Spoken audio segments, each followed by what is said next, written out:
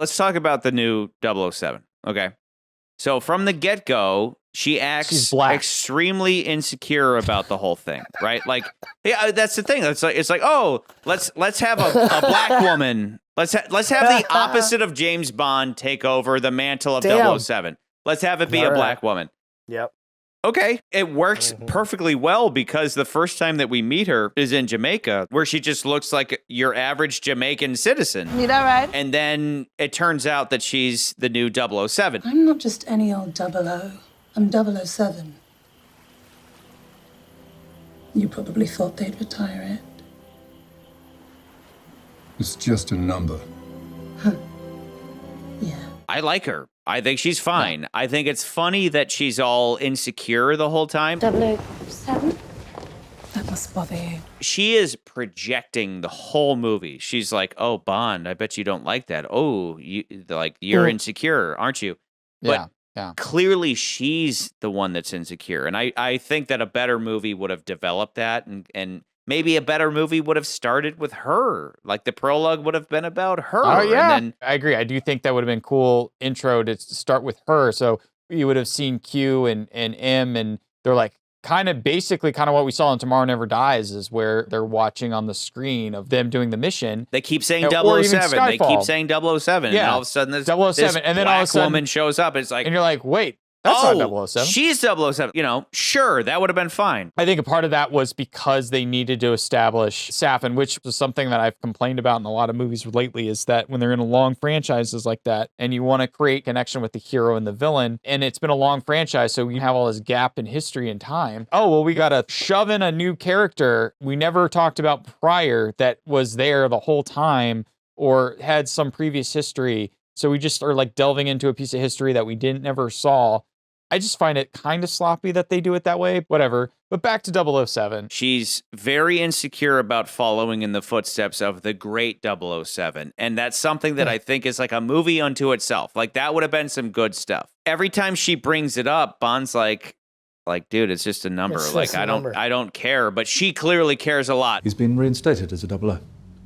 00 what? 00 what? M says, where's 007? And then we cut to Bond. So as an audience, we're still like, is he talking about the 007 we know? But then the new 007 is there and meets Bond. Tell him hello, but I don't work for him anymore. Tell him yourself.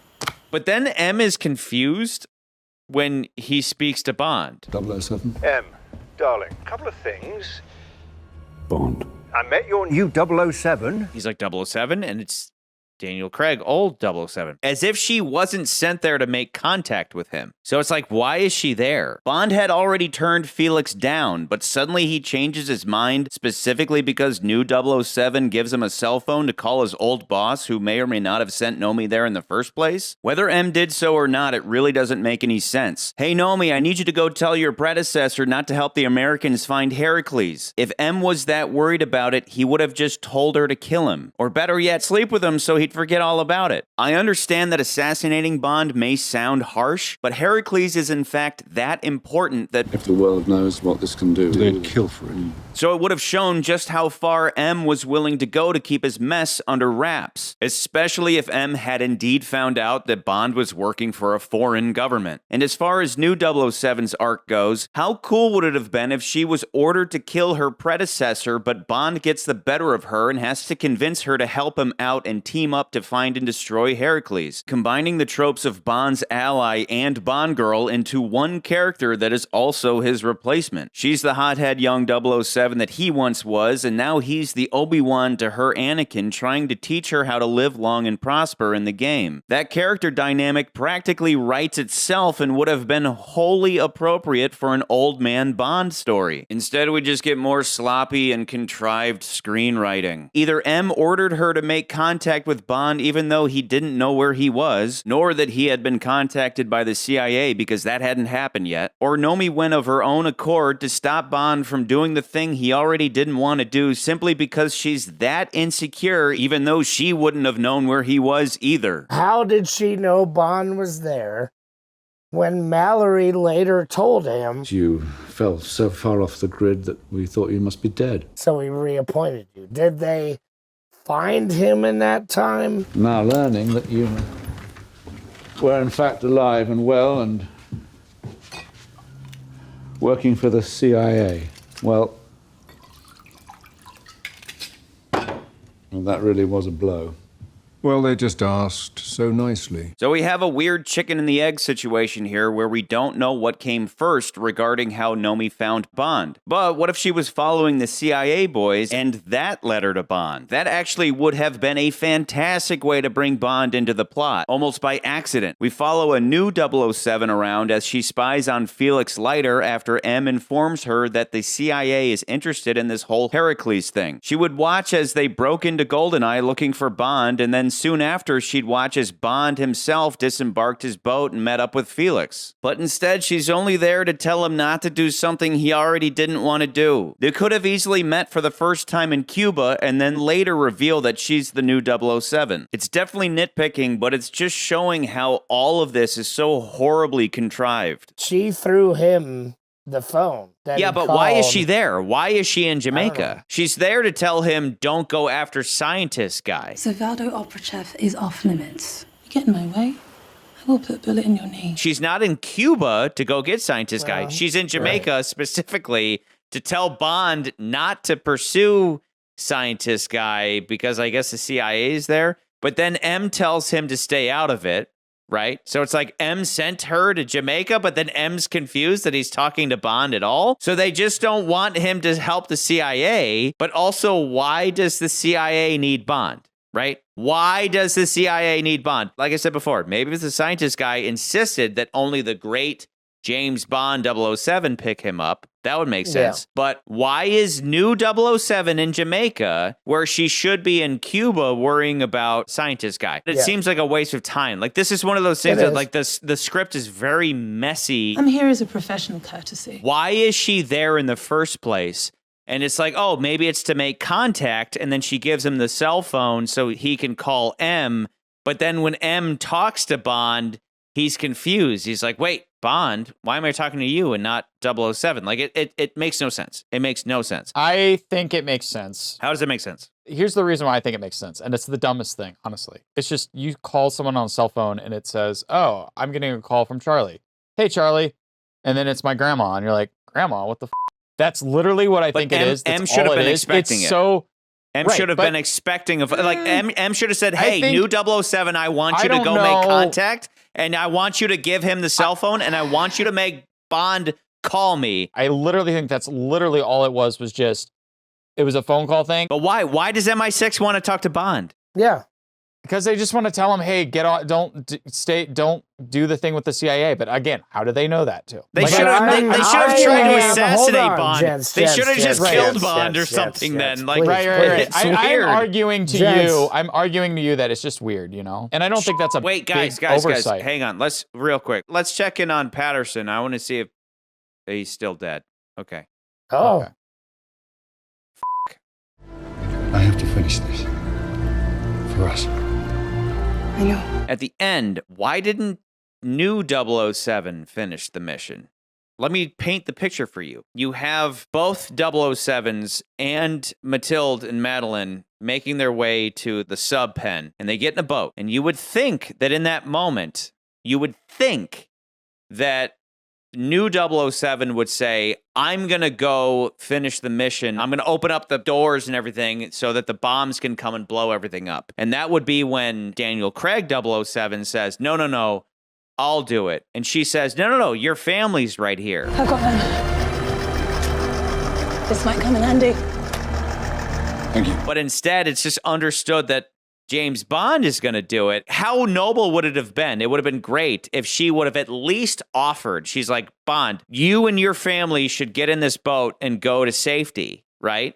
But she doesn't even offer. It's just understood that James Bond is going to complete the mission. And I'm like, okay, he's old and he's the father of this child and the lover of this woman. She should have at least offered to sacrifice herself because she's the young 007, but instead it's just understood that she's gonna usher his baby girl and his wife, boo, to the rocks. And I'm like, What? Come on. We're coming back Yeah. to the same insecurity she's had this entire time. If Bond does anything weird in there, you'll be doing me a huge favour, so don't make it too easy for him. She's following in his footsteps the whole time. She knows it. To be fair, Commander Bond gave me the lead. Well, I'm glad to see you two getting along. She starts to realize that she can't do it. I'm saying though that a better So, movie if would have at somebody least had her had to do offer. it- And Bond's No, like, I get it. have I to. get it. I But have to I'm- do it. I'm giving you a it never even came counter-argument. up. It never even came up because if new 007 It was has built the any whole kind time. of clout, she's like, I will sacrifice myself for you. And then Bond's But like, she no, gave no. up her clout. No, no. She said permission to reinstate Bond to 007 status. Permission for Commander Bond to be redesignated as 007. It's just a number. Very well. I felt like that was one of the weird, silly It things was. that didn't make any sense to the movie. It was just like, hey, let's pause the movie real quick. I want to read. But I can see No, but I where like the it. writers I made. like I can see her where the doing that. writers made. It was appropriate for her to do that. Right. But it just felt like a weird time, and I do feel like it felt like the movie was trying to just be like, hey, let's settle our differences. Like the smarter movie would have developed that a little bit more, right? Yes. And The then smarter that movie would have the been moment. just the two of them the whole time dealing with it, Right. and then eventually Yeah. she relents. So Right. yes, I agree with that. There's This another- this there whole was movie is another- rushed. The whole movie is move Right. on. Move on. There's the other thing I wanted to talk about her though was, and this was something early on in another reference to another film, was The Spy Who Loved Me. Because the one thing I liked about The Spy Who Loved Me, and I think that makes it a good film, is it's not just James Bond doing James Bond things. It's James Bond having to compete with Agent XXX from Russia to have to like save the world essentially. And I love the idea of Bond teaming up with somebody else who's kind of maybe a different nation or whatever, and having to do the same things or have to be on the same team. So when we get to the end of the movie and they're like killing all these bad guys together, I'm like, I'm on board with this. But I love them competing early on where like they're trying to both get the MacGuffin. May I cut in? And then there's no sexual intercourse. There's a moment when they go back to Goldeneye Is that the bedroom? and they get into the bedroom. I really am buying the fact that like Bond's like, okay, we're gonna go sleep together. All right, I'm gonna take a drink. Like I'm buying all of this. So I'm like, okay, I could totally see them getting it on. And then all of a sudden she pulls the rug out from under him. Well, that's not the first thing I thought you'd take off, but Yeah. You seem like a man who's gagging for some action, Mr. Bond. I actually liked that moment, and it at least had some kind of like, there was something there. There's also another little like weird moment, the boat moment that you're talking about, Charlie, when Bond is embracing Swan, when they're like kissing and hugging. She kind of like gives a look, and the way I read that look was almost like, is she giving that look like I'm jealous, like, oh, that was the thing I could have had? That's just my head. I guess that's just more my headcanon, but I did read that, and I'm like, was that in the script? Was that her intention when she played the scene that way? I don't know, but it did leave an impression on me as I was watching the edit. I'm like, that's such a kind of I still think specific it's weird more envy for the I mean, and position. you could be right there too. If you're gonna build up a character that is insecure, you know the scene where they're walking through MI6 and everybody's saying 007, 007? And she's like, that must bother you, right? You know what would have helped that would have been a previous scene that would have showed the new 007, and everybody's like, oh, you're not as cool as the old 007. Oh, I remember the old 007. He f***ed me real good one night. He was such a good lover. Oh, remember how many times he saved the world? Oh, you're the new 007, and you're not as cool. Oh, you ate my sandwich out of the fridge. Like, oh, you're a butthole 007. Yeah. Like that would have added Yeah. to it. Like again, if the opening mission would have been new 007 failing to protect Heracles or something, that would have been great. But this movie doesn't have the time to develop that character. This movie is move on. There are two individual scenes you're missing here. She sits down with Moneypenny and says, I get why you shot him. because, well, everybody shoots That's at a him cute once. moment. That's a cute moment. Yeah, I like that moment. Two, she's What's your standing point? in the- What's your point with that scene? no. What's your point Just- with that scene? Hold on, shut up. She's standing in the interrogation room. I hope Nance comes and murders you soon. Yeah, dude. Good. She's standing in the interrogation room. Does he have this effect on all women? That's a weird moment. Does he have that effect on all women?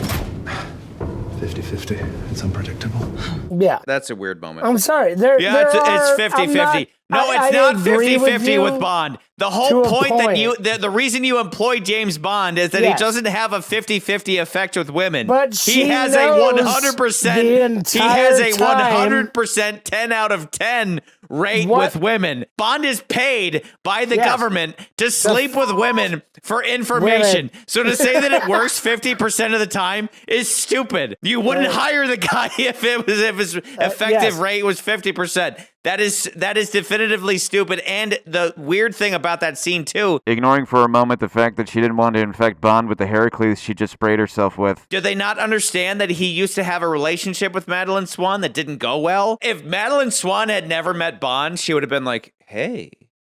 And then that would have been like, oh, that's Bond being Bond. He's seductive to women. But like to say it's 50-50 makes no fucking sense. McCurdy, I feel for you, man, talking to this guy. No, coming back to it again. This is a weird situation where I'm on Charlie's side. I'm like, yeah, there's a lot of this movie that feels like you could, like, Charlie, I think you could do a fan edit of this movie and you could trim like little pieces here and there and then get AI to Could like Charlie throw in the dialogue that you could do. You know, like, Wait. like in one of those sequences, me or Film Hacker? Yeah, who are we talking about? Well, who are you talking about? I don't know. She is living in his shadow, and she knows she is. Need a ride? Where have you been? Chasing after your lead. The entire time. Yeah. And so, that leads to the end, where, bringing it back to where Charlie said, oh man, it'd be great if she said, no, Bond, I'll take the rifle, charge into the base, and kill everybody. She said, no, I can't do it. No, she never. No, I'm saying that was never even an option. She should have offered that. She should have been like, Bond, you take your family and go. Fine. And Bond's like, no, I need to finish this. But she never even offered. It was just understood that the women and children were going to leave and that Bond, as the man, was going to go save the world, even though he's got the most to lose. The new 007 doesn't have a boyfriend or a husband or a kid. So let me ask you, Charlie, in an actual world scenario, would you stand up and take that rifle? Me? Yeah, for somebody else's hidden daughter. Yes, what you're laying out is, should the person with the least amount to lose, should they sacrifice the most? Yeah, of course. Me, hopefully. I don't have a Madeline, nor do I have a Mathilde. So yes. Yes, like if it was between McCurdy and I, I'd be like, McCurdy, you take your wife and kids, get on the boat and go save them, and I'll open the doors so that the whole island is destroyed. But if that's the movie, McCurdy's the one going in and sacrificing himself, and I'm like, I guess I'll like go on this island with your wife and kids and I'll be daddy now. And it's just like, no, that's not how this works. Like, I should go do that. Yeah. And McCurdy should leave. I get it. Okay. She didn't even offer. And I'm like, okay. Yeah. I mean, and that's what I mean, because the movie is move on. Yeah, the only thing I could add to that is just saying that, like, I think it goes at least back to, we've talked about James Bond has always been about king and country, and he's like, he's doing the right thing for the rest of the world. So I think that's where that motivation would comes from, at least that character. But what you're talking about with New 007 should have the same philosophy. Exactly, but she's not James Bond, so she didn't even offer. With Charlie. I'm agreeing with you. The Titanic was sinking, and the women and children got in the lifeboat, and James Bond was like, I guess I'll go down with the ship.